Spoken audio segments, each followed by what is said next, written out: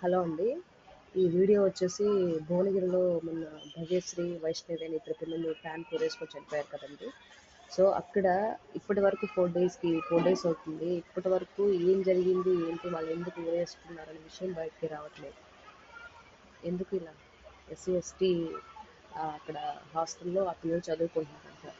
ఎందుకండి తక్కువ కులం వాడు అంటే అంత హీనంగా ఎందుకు చూస్తారు?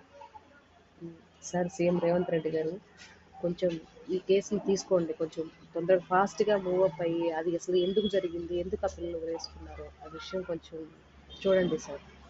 ఎస్సీ ఎస్టీని వాళ్ళకి మీకు ఓటు వేయలేదా? మీకు వేసే ఉంటారు, ఇది మీ వరకు వచ్చే ఉంటుంది. ప్లీజ్ రిక్వెస్ట్ సార్, వాళ్ళు ఎందుకు చనిపోయారు, ఎందుకు అలా ఉరేసుకోవాల్సి వచ్చింది, అది కనిపెడితే కదా సార్ రేపు పిల్లలకి, మిగతా ఉండే పిల్లలకి ప్రాబ్లం లేకుండా ఉంటుంది. ప్లీజ్ సార్, ఆ పిల్లలు ఎందుకు చనిపోయారు కొంచెం తొందరగా దానికి చేసిన వాళ్ళని శిక్షించాలి.